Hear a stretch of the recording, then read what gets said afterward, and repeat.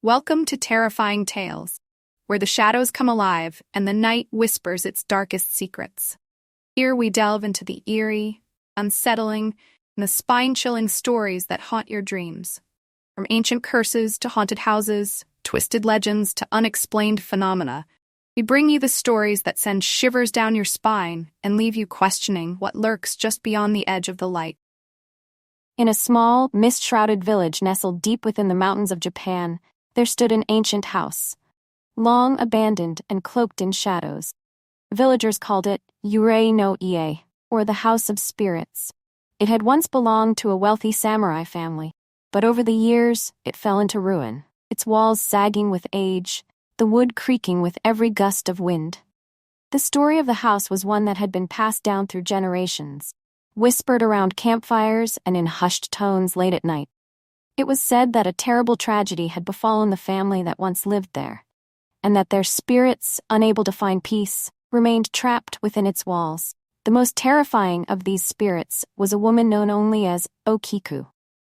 She was said to have been the wife of the samurai who owned the house, a woman of unparalleled beauty and grace. But her beauty had brought her only sorrow. The legend told that the samurai was a jealous and possessive man, prone to fits of rage. He suspected O-Kiku of infidelity, though she had been nothing but loyal to him. In his madness, he accused her of betraying him with one of his retainers. Blinded by his fury, he devised a cruel punishment. One stormy night, he dragged O-Kiku to the highest room in the house, a chamber known as the Tengu no Ma, or Room of the Tengu, where it was said that the vengeful spirits of mountain demons lurked. There he tied her to a beam with a long silken cord. As the thunder roared outside and lightning flashed, he twisted the cord tighter and tighter around her neck until it snapped. O-Kiku's neck was broken, her head hanging at an unnatural angle. But even in death, her eyes remained wide open, filled with terror and pain. The samurai, realizing the horror of what he had done, fled the house, never to return. The family fell into disgrace, and the house was abandoned, left to the elements, and the spirits that now haunted it. For years, the house stood empty, windows dark and its doors barred. But the villagers knew that O-Kiku's spirit still lingered within. On certain nights, when the moon was full and the wind howled through the trees, faint light could be seen in the Tengu no Ma. And those brave enough to venture near claimed to hear the sound of a woman weeping, her sobs echoing through the halls. But it was the appearance of O-Kiku herself that truly struck fear into the hearts of those who dared to approach the house. They spoke of seeing a figure standing in the shadows, her neck grotesquely twisted, her head lolling to one side. Her eyes, filled with sorrow and rage, seemed to pierce the soul of anyone who looked upon. One summer, a young man named Haruto, curious about the tales surrounding Yurei no Ie, decided to investigate. He was a skeptic, dismissing the stories as mere superstition, and he believed that the house was simply a decaying relic of the past. Nothing more. Haruto traveled to the village and, despite the warnings of the elders, made his way to the house. It was twilight when he arrived, the sky tinged with the last traces of daylight. The house loomed before him, its once grand facade now covered in ivy, windows dark and empty. Undeterred, Haruto forced open the door, which groaned on its hinges, and stepped inside. The air was thick with the scent of damp wood and decay. Dust covered every surface, and cobwebs hung like shrouds in the corners. He explored the house, finding nothing out of the ordinary, just the remnants of a long-forgotten past. But as night fell, an eerie stillness settled over the house. The wind outside seemed to die down, and the only sound was the creaking of the floorboards beneath Haruto's feet. Finally, he found his way to the Tengu no Ma. The door to the chamber was slightly ajar, and a faint, flickering light shone from within.